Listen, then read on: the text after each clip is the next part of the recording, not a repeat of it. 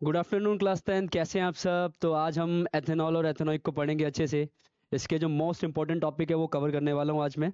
इससे पिछले लेक्चर में मैंने सारी प्रॉपर्टी ऑक्सीडेशन सब्स्टिट्यूशन की करा दी थी और दो तीन केमिकल इक्वेशंस और करा दी थी, रिएक्शंस। आज मैं सिर्फ एथेनॉल और एथेनॉइक एसिड की बात करूंगा, तो रेडी रहिएगा। क्योंकि एक क्वेश्चन तो 100% आने वाला है, 5 नंबर का या 3 नंबर का या 2 नंबर का, तो 100% एक क्वेश्चन आएगा इसमें से, ध्यान रखना। स्टार्ट करते हैं। पहला जो पॉइंट है बच्चों, हाँ, जो पहला पॉइंट है वो ये कह रहा है कि हम्म कह रहा है प्रॉपर्टीज ऑफ एथेनॉल, कह रहा है फिजिकल प्रॉपर्टीज की बात कर रहा है कि इसकी फिजिकल प्रॉपर्टी क्या है। सबसे पहले एथेनॉल होता क्या है, तो मैंने आपको बताया था एथेनॉल क्या होता है। अल्कोहल का एक्टिव इंग्रेडिएंट है। एक्टिव इंग्रेडिएंट है एथेनॉल। अल्कोहल बेवरेजेस है, जितने भी ड्रिंक्स है, विस्कीज है, जितने भी अल्कोहलिक चीजें हैं, उसके अंदर एक्टिवली डाला जाता है एथेनॉल। एक्टिव इंग्रेडिएंट हो गया एथेनॉल, अल्कोहल बेवरेजेस का ध्यान रखना। तो एथेनॉल की फिजिकल प्रॉपर्टी क्या है? ये कलरलेस होता है, सबसे पहली चीज। सेकंड चीज कह रहा है प्लेजेंट स्मेल होती है इसकी, और बर्निंग टेस्ट होता है। जिन्होंने एथेनॉल को टेस्ट किया होगा या अल्कोहल को टेस्ट किया होगा तो उनको पता लग गया होगा कि बर्निंग टेस्ट होता है। Soluble in water, water soluble है। उसके बाद कह रहा है volatile liquid with low boiling point, और उसका बॉइलिंग पॉइंट कितना है? 351 केल्विन। अगर इसको सेल्सियस में निकालेंगे तो 351 को 273 से माइनस करना पड़ जाएगा, और आपका निकल करके कितना आने वाला है ये? ठीक है, इसने इसको कह दिया, यहाँ पर 4 आ गया, 7, 78 समथिंग आने वाला है ये। ठीक है, तो इसका जो मेल्टिंग पॉइंट है वो 78 डिग्री सेल्सियस रहेगा, ध्यान रखना बच्चों, इसका मेल्टिंग पॉइंट। उसके बाद कह रहा है न्यूट्रल कंपाउंड है। ठीक है, फिर इसकी जो केमिकल प्रॉपर्टीज बोल रहा है वो कह रहा है कि reaction with sodium, this reaction, यहां से स्टार्ट है बच्चों, कि this reaction is used as test for ethanol by the evolution of hydrogen gas. अब इसका रिएक्शन कितना बढ़िया है, देखो बेटा, ये सोडियम आ चुका है, ये आपका आ चुका है एथेनॉल। ये एथेनॉल का फॉर्मूला बेटा CH3CH2OH, ये किसका फॉर्मूला है बच्चों? एथेनॉल का फॉर्मूला है। ठीक है, और कंपाउंड क्या आ गया बेटा? CH3CH2O और Na, इसे कहेंगे सोडियम एथो ऑक्साइड। कंपाउंड क्या आ गया? सोडियम एथो ऑक्साइड आ गया बेटा। किसका किसके साथ ट्रीटमेंट हो रहा है बेटा? ये है सोडियम मेटल का ट्रीटमेंट हो रहा है एथेनॉल के साथ। जब इसे कंबाइन करेंगे तो ऐसा रिजल्ट क्या मिलने वाला है मेरे को? ये मिलने वाला है सोडियम एथो ऑक्साइड, और साथ में लिबरेट होने वाली है हाइड्रोजन गैस। और आपको पता है how do you test the hydrogen gas? By bringing a burning candle near the bubbles of hydrogen. Hydrogen gas will pop sound, with pop sound. Hydrogen gas किसके साथ बर्स्ट हो जाती है? पॉप साउंड के साथ बर्स्ट हो जाती है ना? ठीक है, ओके, इस रिएक्शन को अच्छे तरीके से और समझते हैं। देखो बेटा, इस रिएक्शन में ये वाला हिस्सा तो मेटल हो गया, और ये वाला हिस्सा क्या हो गया बेटा? OH। किसका OH का पहचान है आपका बेस। तो किसका पहचान है बच्चों? बेस। जब मेटल बेस के साथ जाता है तो क्या बनेगा? सॉल्ट, और हाइड्रोजन गैस लिबरेट हो जाती है। कोई दिक्कत है यहां तक? हाइड्रोजन गैस लिबरेट हो जाती है, कोई दिक्कत परेशानी? ओके, नाउ मूविंग फॉरवर्ड, देख लेते हैं एक बार आगे। आगे देख लेते हैं बच्चों, चलो। कह रहा है इफेक्ट ऑफ अल्कोहल। अल्कोहल के इफेक्ट क्या है बच्चों? तो अल्कोहल एक इंटॉक्सिकेंट और इंटॉक्सिकेंट है, और ये डिप्रेस कर देता है बच्चों। किसे डिप्रेस करेगा? Central nervous system, CNS, central nervous system. Alcohol लेने से, एथेनॉल लेने से आपका CNS सप्रेस हो जाता है, डिप्रेस हो जाता है, जिससे आपका माइंड जो है वो स्लो वर्क करने लगता है। कभी देखा होगा शराबियों को, बड़ा स्लो साउंड से बात करते हैं, उनकी हरकतें बहुत ज़्यादा स्लो होती है। वो मतलब आपने उनको ऑब्जर्व किया होगा कि वो बहुत स्लो कर रहे होते हैं हर चीज़ें, क्योंकि उनका जो सेंट्रल नर्वस सिस्टम है ना, वो एक्टिवली काम नहीं कर पा रहा, वो सप्रेस हो चुका है, वो डिप्रेस हो चुका है। आया कि नहीं आया समझ? क्योंकि आपको पता है कि सिग्नलिंग को ट्रांसफर कौन कर रहा है नर्व तक? नर्व क्या करता है? जो भी आपके सेंसेशंस है ना, जो भी मैसेजेस है, उसे ब्रेन तक लेकर के जाता है। और ब्रेन क्या करता है, डिसीजन मेकिंग पावर होती है, इंटरप्रेट करता है, काफी सारी चीजें सीएनएस में, कंट्रोल एंड कोऑर्डिनेशन चैप्टर में बात करेंगे इसकी, तो बेटा ये समझ लो फिलहाल के लिए।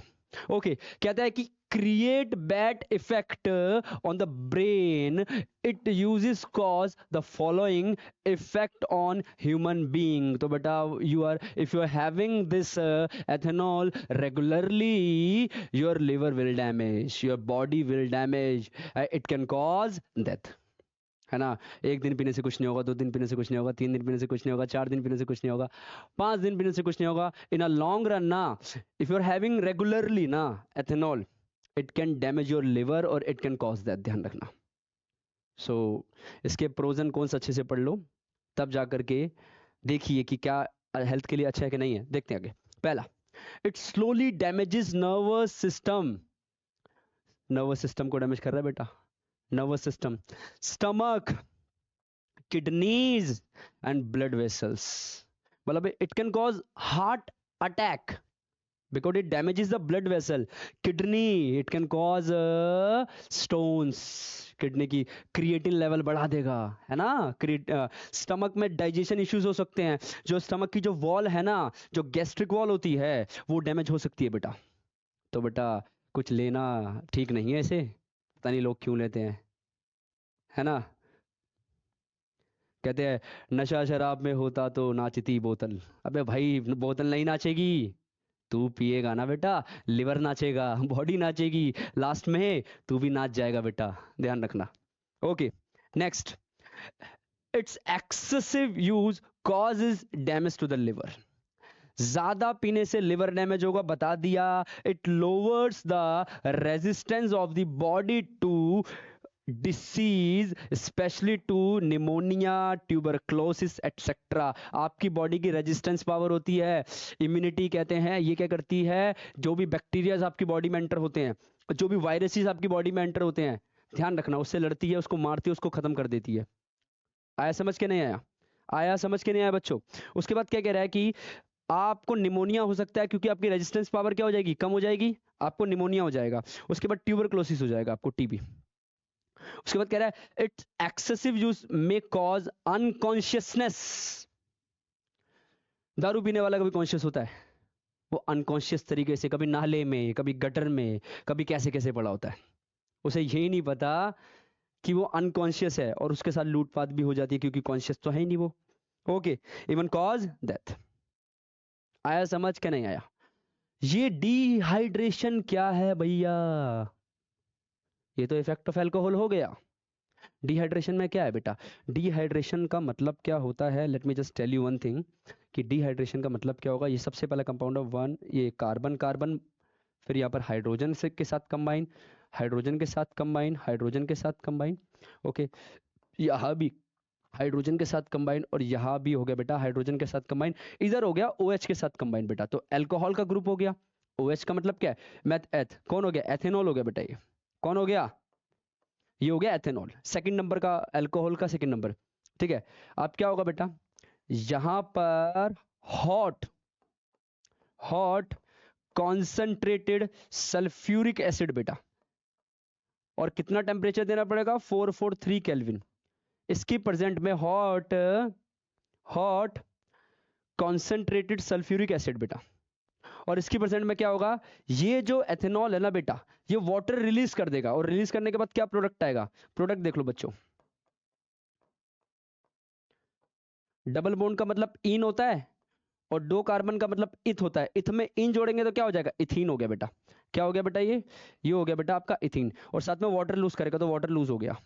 देख लो पूरा रिएक्शन यही है, बस यहां पर लिख देना ये चीज, 443 यहां पर आ जाएगा, और हॉट कॉन्सेंट्रेटेड सल्फ्यूरिक एसिड यहां पर आ जाएगा।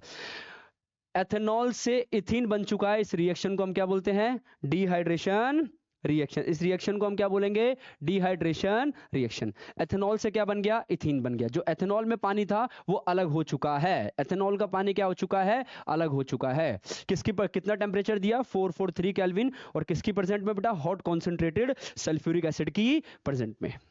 कोई दिक्कत,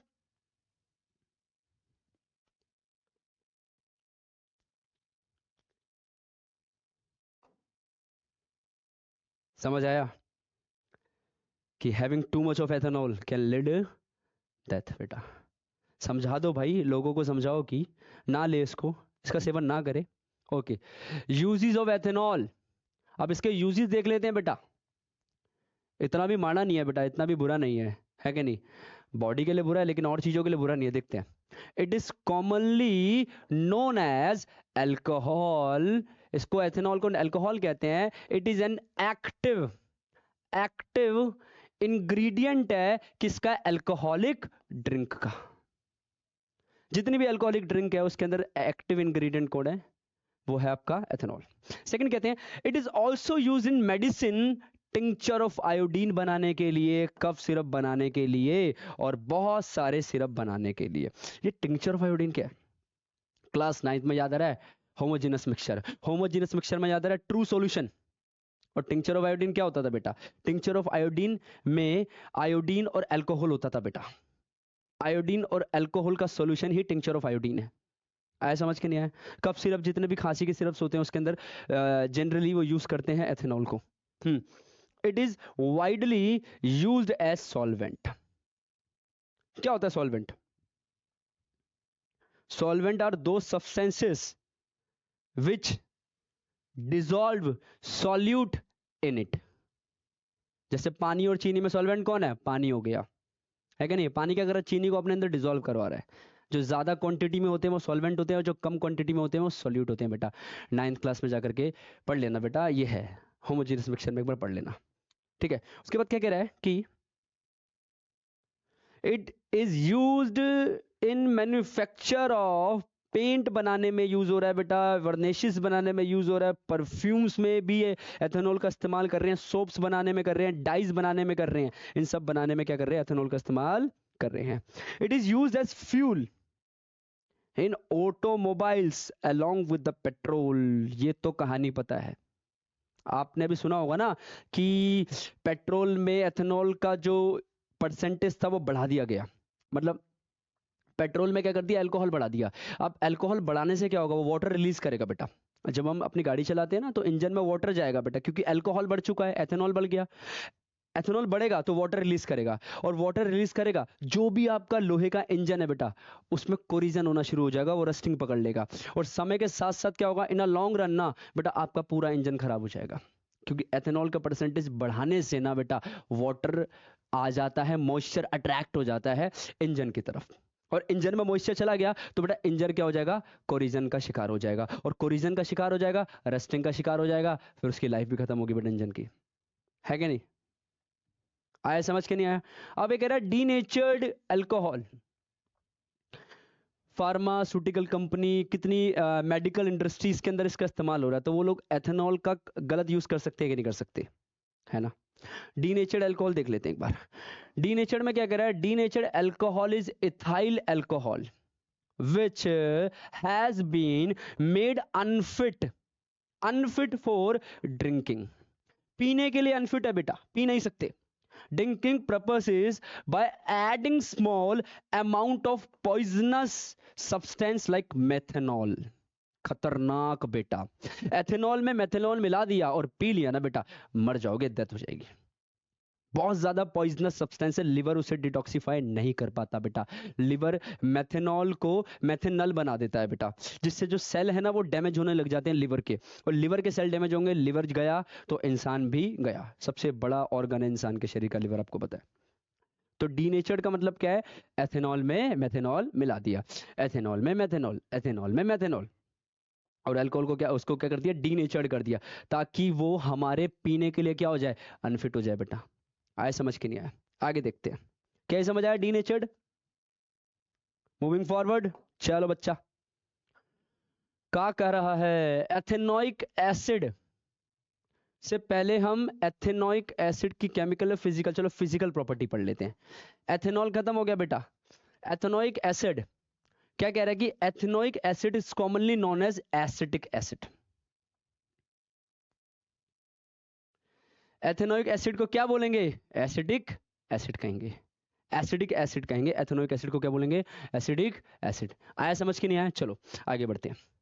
कह रहा है कि the molecular formula of ethanoic क्या होता है? C2H4O2। ये उसका मॉलिक्यूलर फॉर्मूला है। किसका मॉलिक्यूलर फॉर्मूला है भैया? ये किसका मॉलिक्यूलर फॉर्मूला है? ये है एथेनोइक एसिड का। वैसे एथेनोइक एसिड का स्ट्रक्चर बना देता हूं मैं ऐसे करके, दो डबल बॉन्ड के साथ ऑक्सीजन, सिंगल के साथ OH, और यहाँ पर इसके 3 बॉन्ड कंप्लीट करके यहाँ हाइड्रोजन, इधर हाइड्रोजन और इधर भी हाइड्रोजन। फॉर्मूला कैसे बनेगा? CH3COOH। वही, कितने कार्बन है? 2 कार्बन है। कितने हाइड्रोजन? 3 और 1 4। और कितने ऑक्सीजन? 2। तो बेटा यही इसका मॉलिक्यूलर फॉर्मूला भी हो गया। चेक कर लो एक बार आप। चलो, कोई दिक्कत परेशानी यहाँ पर? और एथेनोइक एसिड के अंदर क्या सीन है बच्चों, इसका सीन समझा देते हैं आपको। क्या है इसका सीन?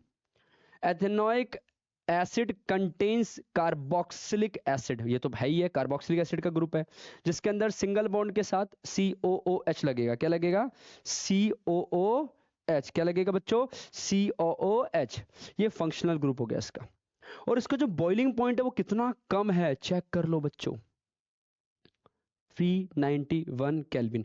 और आपको पता है ना, केल्विन को अगर सेल्सियस में कन्वर्ट करना हो तो 273 से क्या कर देंगे? माइनस कर देंगे। वहाँ 11 हो गया, 11 में से 3 गया तो 8 बचा, 9 10 11 हो गया आपका। फिर इसने 8 में से किया तो 18। ओ भैया 18 डिग्री सेल्सियस पर ये बॉईल हो जाएगा। आई बॉईल हो जाएगा बच्चों 18 डिग्री। बेटा ये बॉइलिंग पॉइंट नहीं था बेटा, ये इसका मेल्टिंग पॉइंट था। गलती से बॉइलिंग हो गया, ये इसका बच्चों मेल्टिंग पॉइंट है। मेल्टिंग पॉइंट समझ आया कि नहीं आया? मतलब इससे कम टेम्परेचर हो गया ना, 18 से कम, तो बेटा एथेनोइक एसिड जम जाएगा। अभी सर्दियों में एथेनोइक एसिड जमा होगा बेटा। अभी 18 से कम टेम्परेचर जा रहा है, मेल्टिंग पॉइंट से थोड़ा भी टेम्परेचर लुढ़कता है तो उसकी फॉर्म क्या हो जाती है बेटा? उसकी फॉर्म हो जाती है सॉलिड।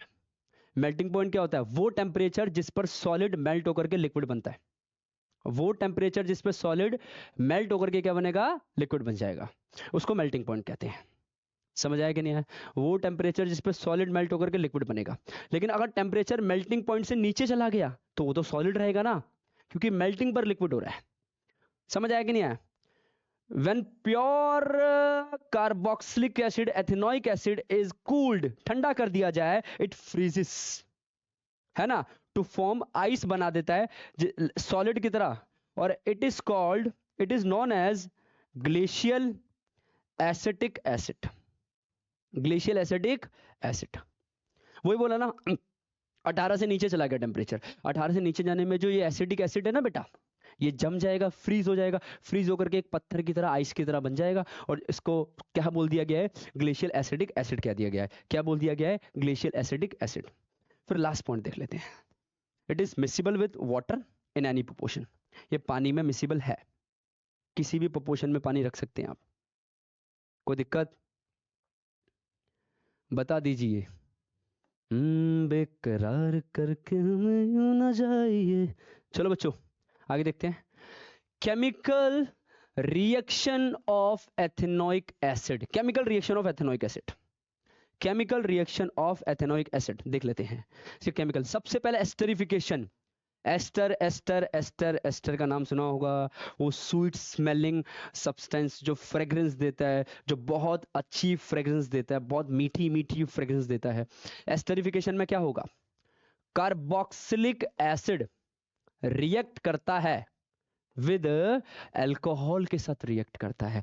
किसकी प्रेजेंस में रिएक्ट करता है? इन the presence of mineral acidic acid, मतलब सॉरी मिनरल एसिड हो गया। एग्जांपल जैसे सल्फ्यूरिक कर लेते हैं। और क्या देगा बेटा? एक प्यारा सा खुशबूदार कंपाउंड देगा बेटा, जिसका नाम है एस्टर। क्योंकि एस्टर जो है वो are the product formed in this reaction, इसको एस्टरिफिकेशन रिएक्शन कहेंगे। ये पूरा एस्टरिफिकेशन रिएक्शन है, देख लो बेटा। ये क्या है? ये क्या है बच्चा लोग? ये है आपका एथेनोइक एसिड। ये क्या है? एथेनॉल बेटा। एथेनोइक एसिड में एथेनॉल डाला, एथेनोइक एसिड में एथेनॉल डाला, तो प्रोडक्ट क्या मिल गया बेटा? एस्टर मिल गया बेटा। प्रोडक्ट क्या मिल गया? ये पूरा एस्टर हो गया बेटा। ये रहा बेटा एस्टर। एस्टर को कहते हैं इथाइल एथोनेट भी कहते हैं, इथाइल एसीटेट भी कहते हैं, दो नाम है एस्टर के। और साथ में आ गया वाटर बेटा। ये है बेटा एस्टर। आप ऐसे भी समझ सकते हो, OH का मतलब क्या होता है? बेस। और ये ओ सॉरी OH नहीं, OH नहीं, OH तो वहां था, sorry sorry sorry sorry sorry sorry. ये आपका हो गया एसिड, क्योंकि कार्बोक्सिलिक एसिड है। और ये क्या हो गया, बेस हो गया, और एसिड और बेस के रिएक्शन में क्या मिलेगा, आपको मिलेगा सॉल्ट, और साथ में मिल जाएगा water.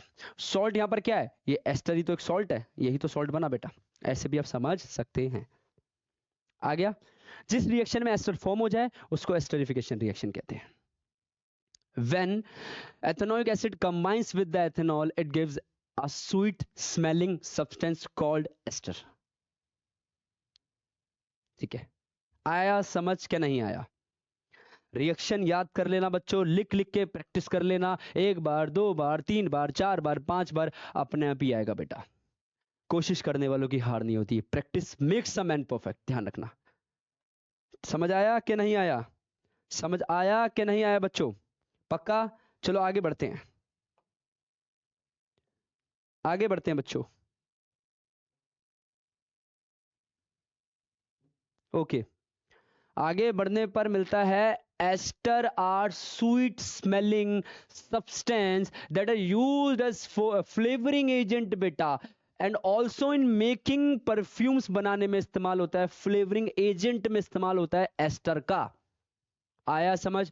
In the presence of an acid और base, ester gives back the carboxylic acid and alcohol, gives back the carboxylic acid and alcohol। आया समझ क्या नहीं आया? देखो बेटा, ये आपका था एस्टर, और ये आ गया बेटा, एस्टर के साथ आ गई आपकी एल्कली।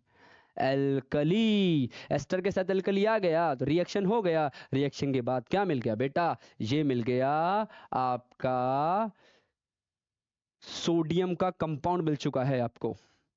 वैसे सोप का मॉलिक्यूल कह देते हैं इसको, वैसे हम सोप का मॉलिक्यूल कह देते हैं इसे बेटा, सोप मॉलिक्यूल कह देंगे इसको, क्योंकि यहां पर कार्बोक्सिलिक की भी चेन है और सोडियम भी आ रहा है, सोप का मॉलिक्यूल हो गया बेटा। और साथ में क्या आ गया, एथेनॉल आ गया बेटा, साथ में क्या आ चुका है, ये आ चुका है एथेनॉल। देखो बेटा, एस्टर से सोप बन गया, सोप का मॉलिक्यूल बन गया, एस्टर में एल्कली को ऐड किया तो सोप बन गया। देख लो बेटा, एस्टर में एल्कली को ऐड किया तो सोप का मॉलिक्यूल बन चुका है, सोप का मॉलिक्यूल बन गया। In this reaction, the reaction is also known as saponification reaction. Saponification reaction का मतलब क्या बन रहा है, क्योंकि सोप बन रहा है ना बेटा, सोप बन रहा है तो हम क्या बोल देंगे, saponification reaction. The reaction in which molecule of soap is formed is called saponification reaction. कैसे हो गया, एस्टर लिया, एस्टर में एल्कली ऐड करी और सोप का मॉलिक्यूल तैयार कर दिया बेटा, सोप बन गया, साबुन आपके घर का। ठीक है, since it is used in preparation of soap. आया समझ? रिएक्शन देख लेते हैं बेस के साथ बेटा, रिएक्शन देख लेते हैं बेस के साथ। Carboxylic acid react with base like alkali sodium hydroxide to form salt and water, है ना, ये रहा सॉल्ट। अच्छा, यहां पर अलग से रिएक्शन आएगा नीचे, सॉल्ट एंड वाटर, जैसे ये रहा नीचे आ गया, ये तो एस्टर था, ये कार्बोक्सिलिक एसिड हो गया, वो आ गया एथेनॉल। एथेनॉल ने एल्कली के साथ रिएक्शन करा, रिएक्शन के बाद क्या हो गया बच्चा, ये हो गया सोप का मॉलिक्यूल बेटा। किसका मॉलिक्यूल हो गया बेटा, सोप का मॉलिक्यूल। यहां भी सोप का मॉलिक्यूल, यहां भी, यहां एस्टर को मिलाया था NaOH के साथ, यहां एथेनॉल को मिलाया है NaOH के साथ, वहां एस्टर को मिलाया था, यहां किसको मिलाया है बच्चों, एथेनॉल को मिलाया, और दोनों से सोप का मॉलिक्यूल तैयार हो गया और साथ में हो गया वाटर। वैसे न्यूट्रलाइजेशन रिएक्शन भी कहलाएगा, एसिड बेस सॉल्ट वाटर बेटा। आया समझ के नहीं आया? हाँ, एथेनोइक एसिड को रिएक्ट कराया गया किसके साथ, सोडियम हाइड्रोक्साइड के साथ। देख लो, एथेनोइक को सोडियम के साथ करा दिया, क्या फॉर्म करने के लिए, सोडियम एथोनेट बेटा। ये रहा बेटा सोडियम एथोनेट, सोप का मॉलिक्यूल बेटा, सोडियम एथोनेट सोप का मॉलिक्यूल बेटा, ये है सोप का मॉलिक्यूल, या सोडियम एसिटेट भी इसको कहते हैं, सोडियम एसिटेट या सोडियम एथोनेट। आया समझ? नेक्स्ट, ओके, नेक्स्ट देख लेते हैं एक बार बच्चों। नेक्स्ट में है reaction with the carbonate and hydrogen carbonate. Carbonate मतलब CO3 और हाइड्रोजन कार्बोनेट मतलब HCO3। एथनोइक एसिड रिएक्ट करता है किसके साथ, कार्बोनेट के साथ, और हाइड्रोजन कार्बोनेट के साथ रिएक्ट करेगा तो बेटा क्या फॉर्म करता है बेटा, सॉल्ट के साथ साथ क्या फॉर्म करेगा, वाटर और कार्बन डाइऑक्साइड। ये वाला रिएक्शन बता दो कैसे है बेटा, ऐसे है बेटा। याद आ रहा आपको, एसिड जब रिएक्ट करता था मेटल कार्बोनेट के साथ, याद करो, याद आ रहा होगा, एसिड बेस एंड सॉल्ट वाले चैप्टर में रिजल्ट क्या मिलता था बेटा, सॉल्ट आता था रिजल्ट में, याद आ रहा है, और रिजल्ट में क्या आता था, वाटर आता था, और एज अ प्रोडक्ट मुझे क्या मिलता था, कार्बन डाइऑक्साइड। सेम रिएक्शन नहीं है ये वाला रिएक्शन नहीं है ये, बताओ। ये रहा सोडियम कार्बोनेट और ये रहा सोडियम बाइकार्बोनेट, दोनों का इस्तेमाल होता है, तो क्या बनता है, then sodium acetate is formed, क्या बनेगा, सोडियम एसीटेट बनेगा। और केमिकल इक्वेशन नीचे दे रखी है बेटा, ये रही बेटा, ये रहा आपका एथेनॉल, सॉरी एथेनोइक एसिड, क्या है बेटा, एथेनोइक एसिड रहा ये आपका, क्या रहा, एथेनोइक एसिड। और ये रहा सोडियम कार्बोनेट, मेटल कार्बोनेट, ये रहा बेटा आपका मेटल कार्बोनेट, क्या है बच्चों, ये है आपका मेटल कार्बोनेट। एसिड जब मेटल कार्बोनेट के साथ जाएगा तो सॉल्ट वाटर हाइड्रोजन गैस, ये रहा आपका सॉल्ट, ये रहा वाटर, और ये रहा आपका carbon dioxide gas, salt water carbon dioxide gas. बन गया सोडियम एथोक्साइड या सोडियम एसीटेट, सोप का मॉलिक्यूल है ना, बन गया सोडियम एसीटेट। ये रहा सोप का मॉलिक्यूल बेटा, तैयार हो गया सोप का मॉलिक्यूल।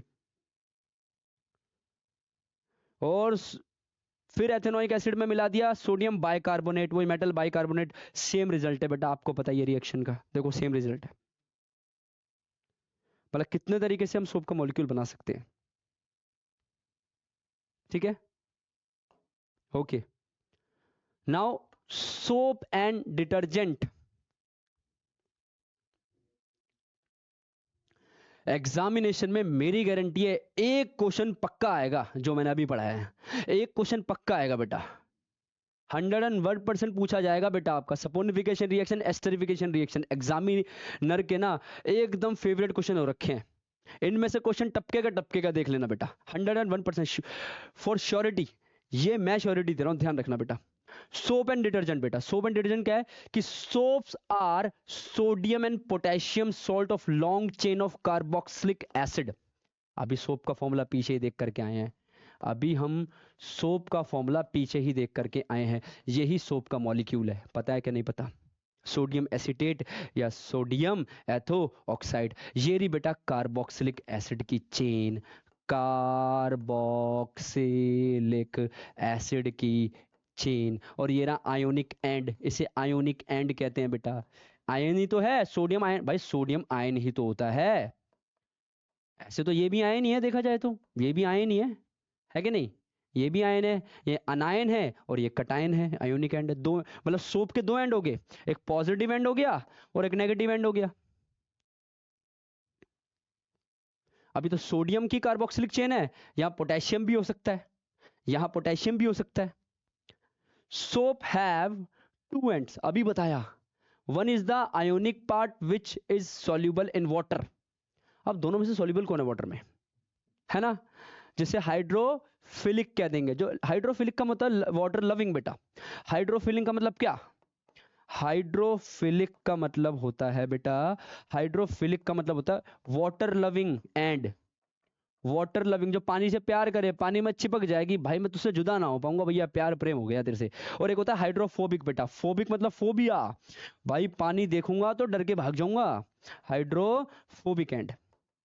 ये होता है वाटर फियरिंग, कि भैया पानी से मुझे डर लगता है, बचा लो भैया, पानी बर्बाद कर देगा मोकू, मुझे बचा लो भैया। आया समझ के नहीं आया,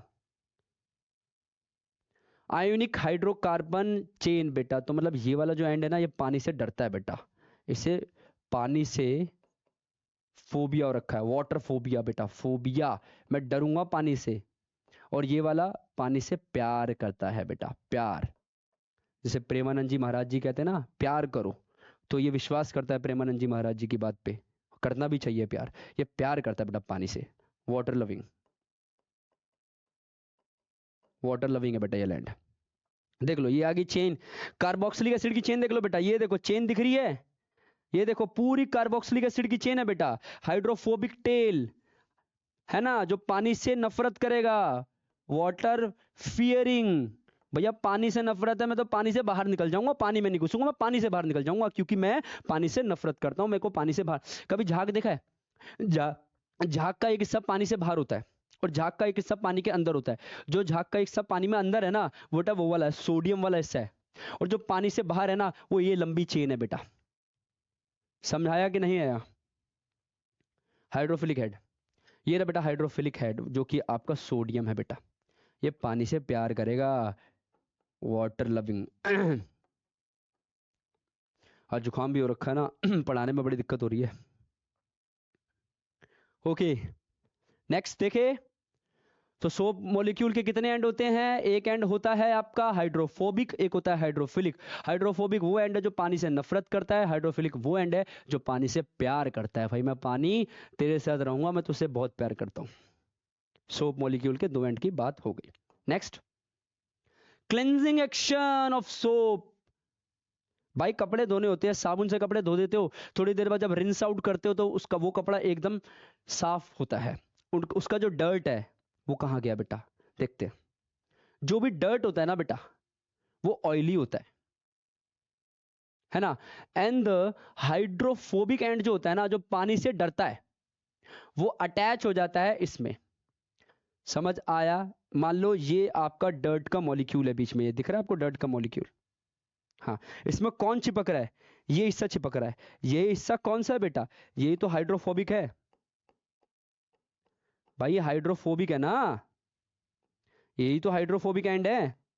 भाई पानी से नफरत कर रहा है तो डर्ट से चिपक जा रहा है। देखो इसने डर्ट को घेर लिया, चारों तरफ से डर्ट घिर गई है। और ये वाला ग्रीन वाला एंड, ये सोडियम वाला है, याद करो।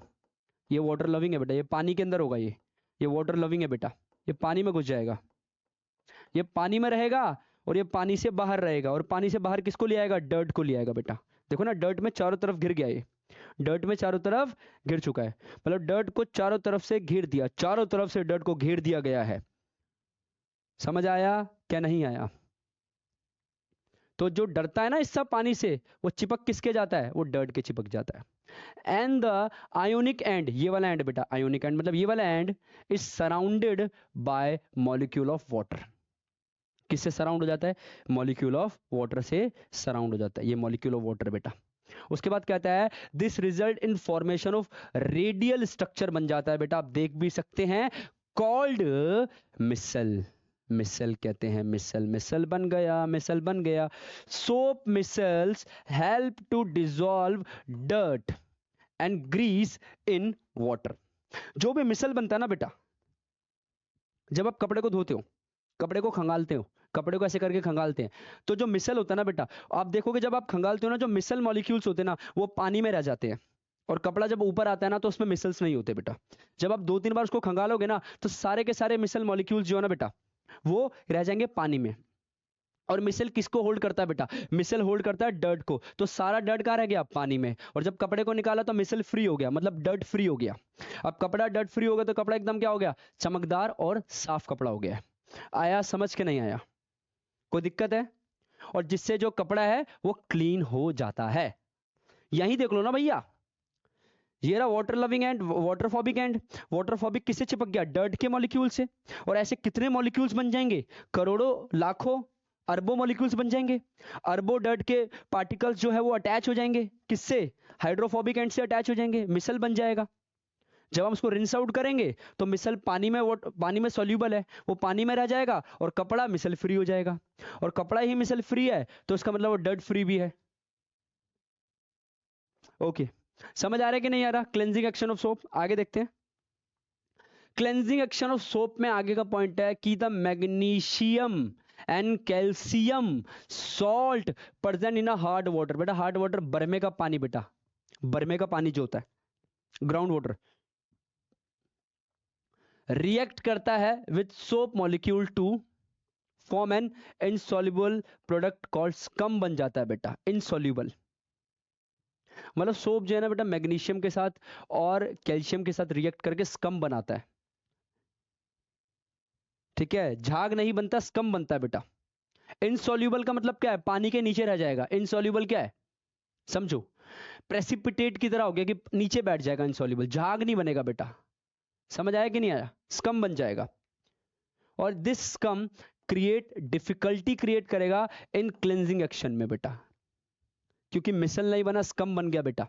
सारा साबुन वेस्ट हो जाएगा हार्ड वाटर के अंदर। हार्ड वाटर में कपड़े धोगे ना बेटा, स्कम बनेगा बहुत ज्यादा। स्कम क्या करेगा, पानी के नीचे बैठ जाएगा, वो क्लेंजिंग एक्शन करने नहीं देगा आपको। बाय यूज ऑफ डिटर्जेंट, और वहां पर आपने डिटर्जेंट यूज कर लिया ना, insoluble scum is not formed. तो बेटा क्या नहीं बनता डिटर्जेंट में? डिटर्जेंट में क्या नहीं बनता? स्कम नहीं बनता। और सोप में क्या बनता है? स्कम बनता है।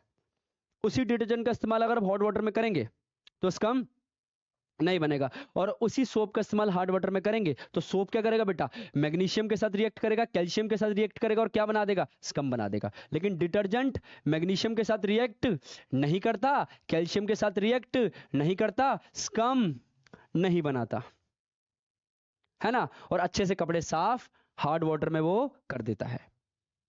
तो डिटर्जेंट बेस्ट हुआ ना बेटा, सोप बेस्ट का हुआ फिर? सोप वहां काम करेगा जहां हार्ड वाटर नहीं है, डिटर्जेंट वहां काम करेगा जहां हार्ड वाटर भी है और नॉर्मल वाटर भी है। हर जगह डिटर्जेंट काम कर सकता है, क्योंकि डिटर्जेंट के पास क्या है, एक स्पेशलिटी है कि वो मैग्नीशियम और कैल्शियम के साथ रिएक्ट करता ही नहीं है। और जब उनके साथ रिएक्ट नहीं करेगा तो स्कम नहीं बनाएगा। जब स्कम नहीं बनेगा तो बेटा अच्छे से झाग फेदर वगैरह फॉर्म होंगे और कपड़ा अच्छे से क्लीन हो जाएगा। तो बेटा डिटर्जेंट की और प्रॉपर्टी पढ़ लेते हैं। पहला, these are ammonium और sulphonate salt of long chain of carboxylic acid. बेटा डिटर्जेंट हो या सोप हो, दोनों में किसकी चेन चल रही है? कार्बोक्सिलिक एसिड की चेन चल रही है। डिटर्जेंट हो या हो सोप, दोनों में किसकी चेन चल रही है? कार्बोक्सिलिक एसिड की चेन चल रही है। They do not react with calcium, अभी तो बताया डिटर्जेंट नहीं करता, और मैग्नीशियम के साथ रिएक्ट नहीं करता। Ion present in hard water, जो हार्ड वाटर में कौन से आयंस होंगे? होंगे कैल्शियम और होगा मैग्नीशियम। ये रिएक्ट नहीं करेगा, रिएक्ट ही नहीं करेगा। तो why they are not wasted, कहां लिखा है? That's why they are not wasted, ये वेस्ट नहीं होता बेटा। साबुन वेस्ट हो जाएगा हार्ड वाटर के अंदर, है ना। ओके अब ये क्या करेगा? कपड़ों को साफ कर देगा। Hence form lots of froth. बेटा फोर्थ का मतलब क्या हो गया? फोर्थ का मतलब वही झाग बनाना, बहुत ज्यादा झाग बनेंगे, है ना। Detergent are considered as better cleansing agent than soap, बिल्कुल बेटर है, 101% बेटर है। आर यूज्ड इन, डिटर्जेंट का इस्तेमाल होता है मेकिंग शैम्पूज बनाते हैं, शैम्पू है, ठीक है। प्रोडक्ट लाइक वॉशिंग पाउडर भी डिटर्जेंट से बनता है, क्लेंजिंग क्लोथ के लिए भी डिटर्जेंट का इस्तेमाल किया जाता है। मतलब ये सब डिटर्जेंट से ही बनते हैं, क्योंकि बेस्ट क्लीन डिटर्जेंट ही कर पाता है। भाई जो हार्ड वाटर में भी काम कर दे उसको बेस्ट मानेंगे हम तो। अब जो हार्ड वाटर में ना काम करे तो वो बेस्ट किस बात का? सोप सिर्फ नॉर्मल वाटर में काम करेगा, डिटर्जेंट नॉर्मल और हार्ड वाटर दोनों में काम करेगा, क्योंकि वो मैग्नीशियम और कैल्शियम के साथ रिएक्ट करता ही नहीं है। जब रिएक्ट नहीं करेगा तो क्या नहीं बनाएगा बेटा? अगर रिएक्ट नहीं करेगा तो क्या नहीं बनाएगा? स्कम नहीं बनाएगा, और स्कम नहीं बनेगा तो अच्छे से फ्रोथ बनेगा, मतलब झाग बनेंगे और अच्छे से क्लेंजिंग एक्शन हो जाएगा। Okay moving next. ओहो ओके देख लेते हैं इसके बारे में। सबसे पहले है soap. Soap work well in soft water, अभी बताया। डिटर्जेंट का क्या कहानी है कि detergent work well in both soft as well as hard water. Second, soaps are soaps can't perform a cleansing action, ठीक है। डिटर्जेंट आर ब्रॉडली बेटा, broadly used in cleansing purposes, समझ रहे हो। उसके वाला है, कह रहा है कि दीज आर सोडियम और potassium salt of fatty acid, वही कार्बोक्सिलिक एसिड को ही फैटी एसिड कह रहे हैं बेटा, कार्बोक्सिलिक एसिड को ही फैटी एसिड कह रहे हैं। किसकी चेन होती है? कार्बोक्सिलिक एसिड की, पोटेशियम की और सोडियम की। लेकिन ये किसकी होती है? एल्कलाई, ये क्या है? एक ब्लर दिख रहा है मुझे इस तरह से, यहाँ से सल्फोनेट हो गया और सोडियम एल्कलाई हो गया। ये बेंजीन वगैरह एक बार पढ़ लेना अच्छे से, कोई दिक्कत नहीं है। और हॉट वाटर का पढ़ लेना कि ये इसके साथ कर रहा है, इसके साथ नहीं कर रहा। और they get precipitate form scum, हाँ ये हार्ड वाटर में प्रेसिपिटेट बनाता है स्कम। प्रेसिपिटेट वही सॉल्ट जो वाटर सॉल्युबल नहीं है, जो पानी में बैठ जाएंगे, और ये प्रेसिपिटेट नहीं बनाता। सल्फोनेट, क्योंकि यहाँ ब्लर दिख रहा है, वहाँ कैमरे में साफ दिख रहा होगा। ये सब आया समझ के नहीं आया? तो बेटा इसमें डिफरेंस पढ़ लेना, अच्छे से पढ़ लेना बेटा। तो this is how we done the chapter, hope you like that chapter. तो please give likes and subscribe my channel, I humbly request you. देखो अगेन मैं रिपीट करना चाहता हूँ कि मैं आपको बेस्ट देने की कोशिश करूंगा, बेस्ट से बेस्ट देने की कोशिश करूंगा, और एग्जामिनेशन में इससे बाहर नहीं आएगा, ये मेरी गारंटी है बेटा। अब आपको केमिकल इक्वेशन इजीएस्ट लगेगी बेटा, बहुत ही अच्छी लगेगी, इजी लगेगी। सो स्टे हार्ड, अच्छे से पढ़ते रहे, प्रैक्टिस करते रहे, कि practice makes a man perfect. Okay.